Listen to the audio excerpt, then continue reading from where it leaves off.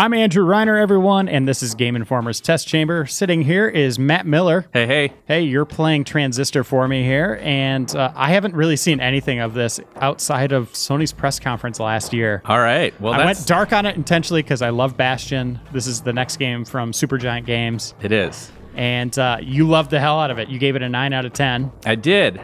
And where are we at in the game here? What are we looking at? Well, this is kind of an interesting glimpse we're going to offer today of the New Game Plus feature of this game, which is something I really like.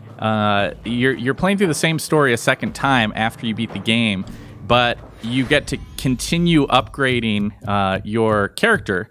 So you keep all of your levels and all your powers and keep getting to expand them and get new options there. But you're also facing off against new enemy configurations. So you're effectively getting all new battles, which is really the heart of the game. The game's all about the combat system. Anything new narratively in New Game Plus? Not that I've really encountered.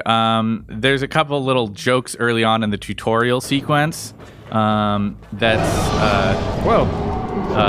letting you do some cool stuff. This is a little boss fight thing that is occurring about halfway through the game in the New Game Plus stuff. I just spawned that guy who's going to kind of help me out. And I'm going to do some powers right now in this pause mode, this planning mode thing. Yeah, so I'm a little confused by the combat system here at this point. Well, there's two options for how you play. There's a sort of active mode that you can kind of see right now, where I'm sort of running around. And a lot of that time, I'm actually trying to, I'm trying to get away from attacks.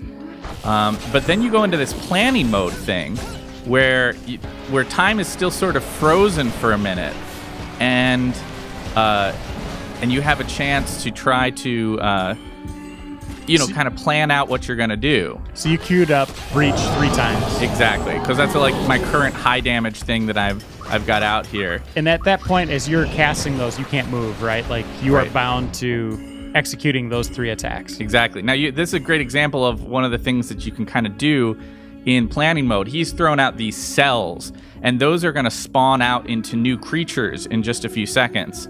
But I'm using my planning mode to go pick them up so that they don't respawn. And then I'm going to use the last part of my planning mode to kind of get into position to where I can do some more damage to them. You can see this is all happening while time is sort of frozen.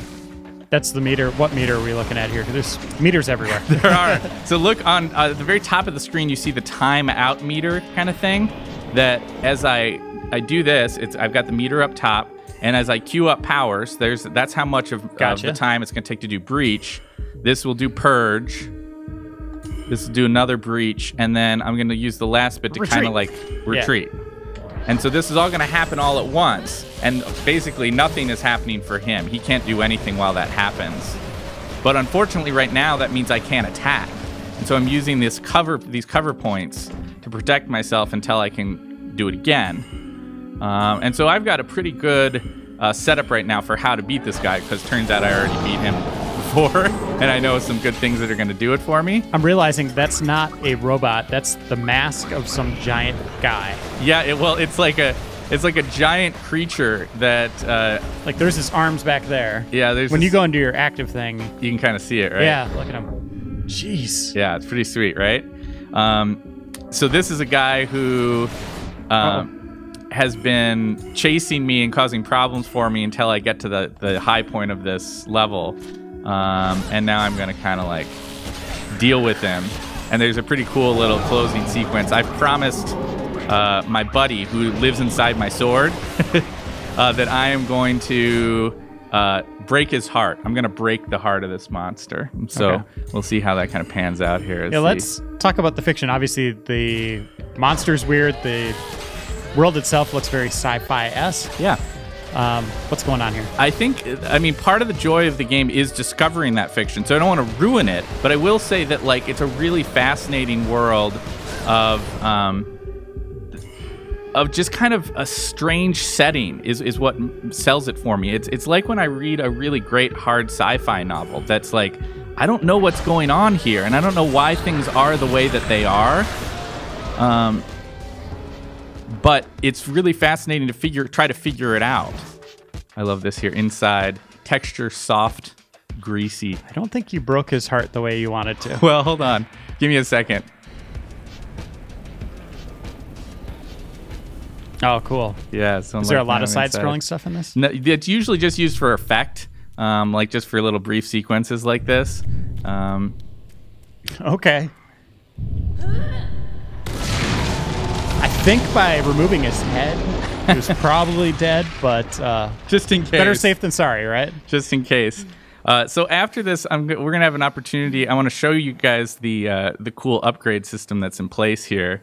We're seeing a little bit of a kind of a cinematic sequence here because my buddy inside the sword has been badly affected by the presence of this creature nearby, and now he's like kind of better because we killed the thing. I like that she can't lift the sword. Yeah, there's this great idea that like Red, who is this character, it was a famous singer, but now she's lost her voice. And the only voice that is speaking is the voice of this character that's inside the sword. But check this out. Like, there's a button to have her just hum along to the soundtrack. So all the action stops, and a little spotlight comes down on her, and she just kind of hums along. And so, like, it totally doesn't have any gameplay effect whatsoever. But I swear that throughout the game, I found myself stopping after, like a cool new song moments. Yeah, with new songs. And be like, oh, that's so cool that she's going to, like, hum along. Like, this is all a backing track to her music. And every once in a while, she stops to kind of think about things and kind of just hum along. I thought it was a really neat feature. But check this out. These are the access points. And this is where you're going to get to play around with the great upgrade system. So you can see all these gold ones. These are the different functions that I've slotted in for use. So let's take one off. I'm going to remove this guy that's currently slotted down to my X button. So I'm going to remove installed. Whenever I see something with a gold border, I think of Hearthstone now. Right? I'm addicted. So there's this other power that I kind of like called bounce, which is if I put it in the active slot, is going to give me a ricocheting bolt.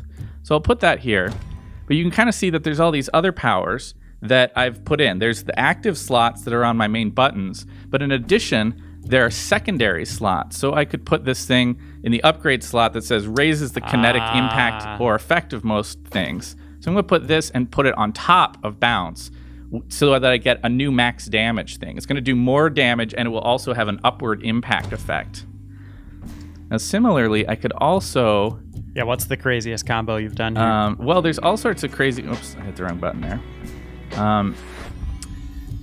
There's all sorts of cool combos that you can make, but what it effectively means is you can make your own builds of games, or of different kind of like skill sets, exactly. So like let's get rid of this guy down here, and we'll go look over here, and you see I now have a passive slot. So this isn't going to be just for one of my buttons I'm pressing, but rather it's going to say when I put this in, it's going to have a new overall passive effect.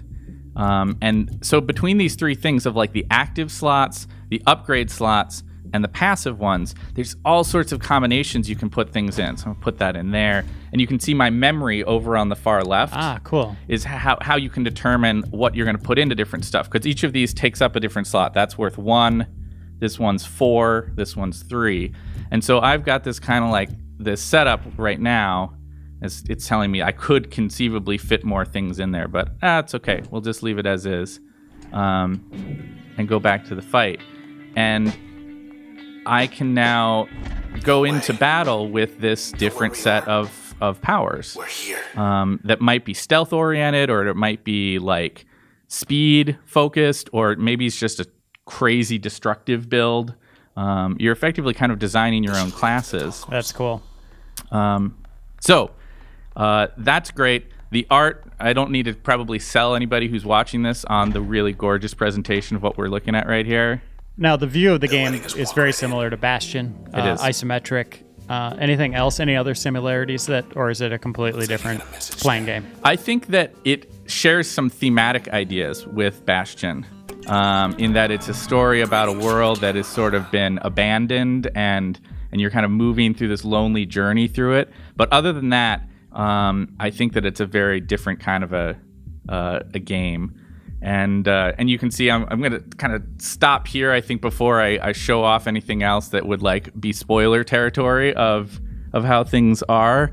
But you can kind of see here there's some other characters that are in the world that are going to be sending you messages, and that kind of like will help to flesh out the story as things kind of continue on. And the game's out now on what systems? It's on PS4 and PC. And is it coming to anything else, or is that it?